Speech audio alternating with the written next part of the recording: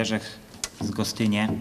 Taką miało miejscowość, wieś w powiecie mikołskim. A robię za Feuermana w Jastrzębiu-Zdroju. Także no 12 lat to się już zapisał do Ochotniczej Straży Pożarnej, do takiej ekstra młodzieżowej drużyny pożarniczej, tak się to mianowało. I tam że łaził tymi szlauchami, że ciepał, na takie obozy my jeździli do Wisły.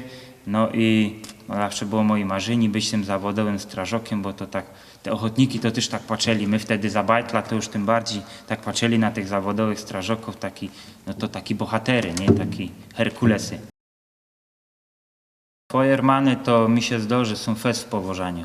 To jest najbardziej powożana grupa, chyba no ze służb mundurowych to na pewno.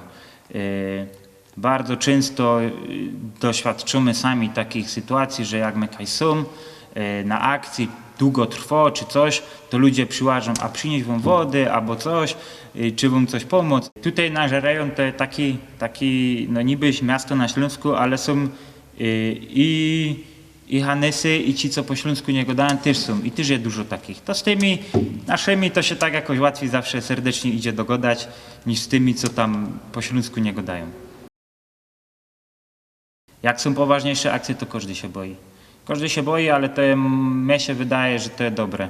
Bo jak się boisz i masz ze zadku w głowie tam taki coś, że coś się może stać, to bardziej dowoż pozór na siebie i masz we głowie, że masz doma baba, że masz bajtli i że musisz z tej roboty przyjść do chałupy. W grudniu 2014 roku jak był pożar elektrociepłowni tu w Jastrzębiu, no to przeszło 3 dni cała ta akcja trwała.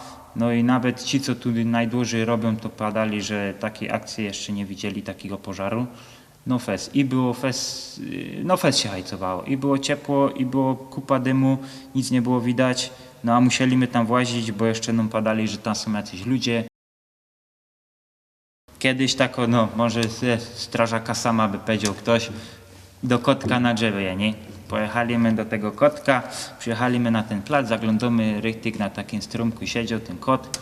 No i dowódca zaglądał, a tam tako pani z córką swoją mieli taki długi patyk, na tym patyku wóżd nabity i tego kotka próbują tym wóżdem złonaczy na dół, nie?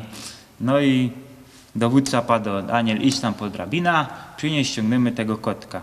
A mój kolega w tym czasie podlazł do tego drzewa, kić, kić, kić, i kotek zleciał na dół, nie? A ta matka do tej córki padła, a ty nie ciciałaś na kotka? Teraz to największą uciechą mi sprawia, jak po całej służbie przyłaża do domu i se obejrzał mojego małego bajtla.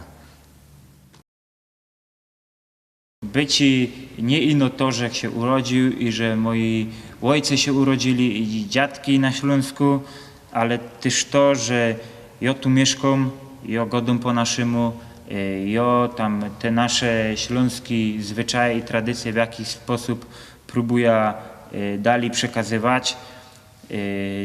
To, że ja w domu godam, to, że umie moja baba nie godo, ale ja i tak się staram godać. To, że mojego synka ucza godki, to jest wszystko do mnie, te bycie Ślązakiem.